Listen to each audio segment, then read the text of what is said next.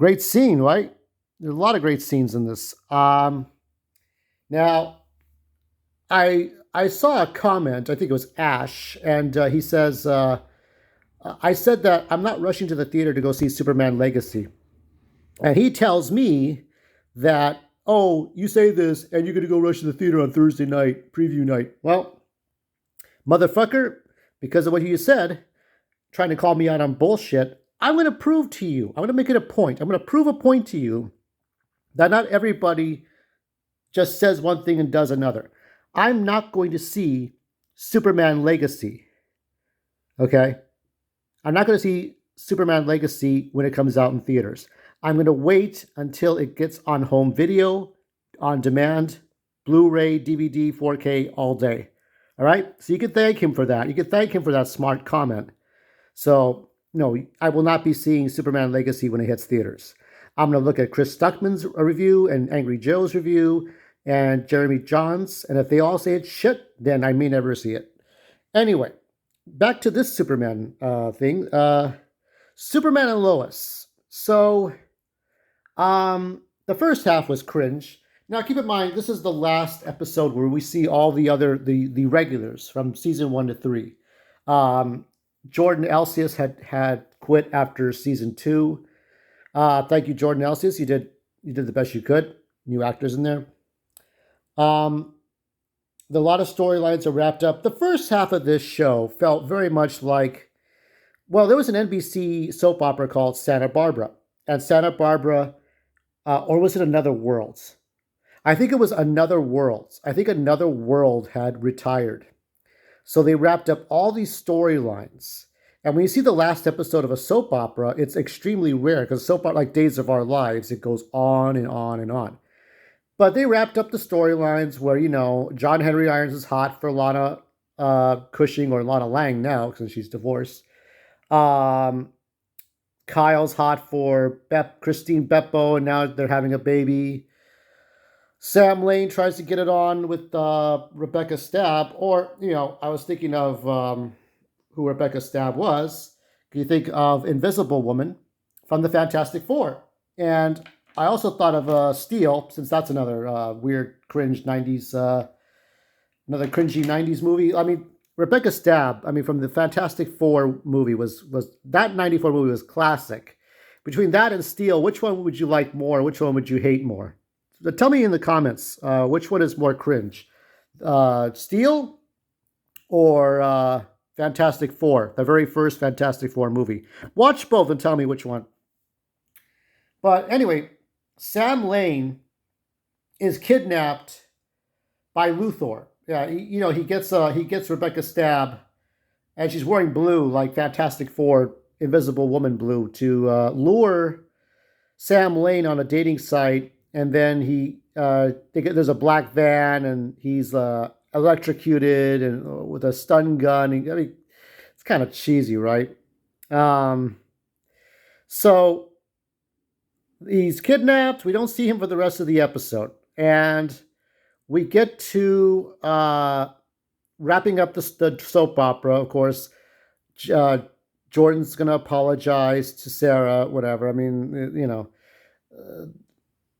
The whole thing is just cheesy. She had, Lana had 2 daughters with Kyle. So it's like, oh, we're better off as friends. I'm like, that's an easy way to think this. None of that makes sense. Sam Lane's kind of a goon, can't really see past the fact that this person was a lure. Didn't think about this, had his needs. Of course, every man has his needs. Mom died, so it's just him. In the comic books, I remember that Sam Lane and his wife were still alive. And I think even in like Lois and Clark, the 90s show with Dean Cain and Terry Hatcher, the parents were still alive, both parents. So anyway, the second half gets good, okay? After that scene where Luthor says, let's go, gotta kill him, see if we can kill a Man of Steel, we get Bizarro. So somehow Bizarro is staying low for 33 days. I don't know how he does that. You would think, well, Bizarro wants to be going out loose, but somehow Luthor is able to subdue Bizarro for 33 days. And Otis is not dead. Otis got the Evander Holyfield treatment and got his ear bitten off, but more than you could chew, but the less said about it, the better. And we see Luthor torture Bizarro Doomsday, we'll get into that in a moment. I mean, every time Michael Kudwick is in there, it's gold. It's great. It's fantastic. Um, he does great. Um, he's perfect as this Luthor, right? Eric Reloaded doesn't seem to like him, but I like this Luthor. I think it works fine. Not everybody has to be, flamboyant or 5% flamboyant. This Luthor is not playing games, right? And then eventually he gets to Superman. They meet at the farmhouse. Luthor can't seem to put two and two together, or maybe he has put two and two together. Maybe he knows Clark Kent is Superman. But he wants to get Superman out of the way. He wants to get Sam Lane out of the way. And the only way he can do that is by... now, we don't know if Sam Lane is dead. He could be dead for all we know. But he gets Superman to a fight with Doomsday, because Bizarro becomes Doomsday. Some people have theorized. Now, obviously, when we look back at Smallville, right? I mean, let's take a good look at this Doomsday here. This is the very first Doomsday action figure, right? And I got this at a swap meet. One of his bones is a little shorter than the other, but what can you do, right?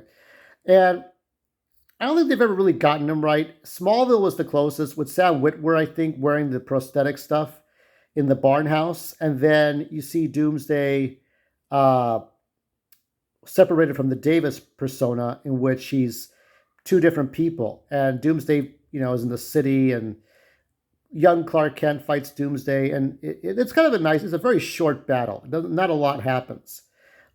This episode is an extension of that, in which this Superman fights Doomsday, but it kind of looks, a little off. The model looks a little off. I don't know what to really say. I don't have a lot to say in that. It is what it is. It's a Doomsday model. They do fight in the sewers. I got that Superman Lives kind of thing. Even when I saw the Justice League episode where the Justice Lords were fighting Doomsday and they lobotomized him, Superman is not so cruel. So they fight and they fight and they fight. He skewers him. Doomsday gets out of the skewer. We see very little of the family and everybody that gathered around at some sort of a Smallville town hall event. Kyle announcing that he's marrying Christine, and Lana's jealous, whatever. Who gives a fuck? These people are gone by season 4, right? And the thing ends with Superman and Doomsday, basically just coming at each other. That's it. That's how the damn thing ends, okay? It ends that way, and to be continued. My guess is by the time we get to season 4, everybody's going to be... We're going to look at Lois and her kids, and we're gonna see Superman come back fine, and then he explains, "Oh, how did you get rid of him? We used the Phantom Zone projector. He used the Phantom Zone projector to get rid of Doomsday. That's all. He sent Doomsday into the Phantom Zone. He's not dead, but he's not here on this Earth. He's in a parallel universe where he can't hurt anybody. There you go. The end. That's it. That's it, everybody. He's in the Phantom Zone by season 4, and Luthor is a new problem. So where will this go? I don't know. It's got to go in a more masculine direction. That doesn't mean there can't be love or drama. But I hope it's like when Jeff Loeb took over Superman comic books in 2000, after Dan Jurgens left. I hope it's that kind of thing. What they're trying to do is generate hype for the Superman movie. That's one of the main reasons that Superman and Lois had the Order 66 that it did. And it's lasting long enough. It's like when the Flash season lasted long enough to get the Ezra Miller Flash movie out. Grant Gustin was done. Flash moves in.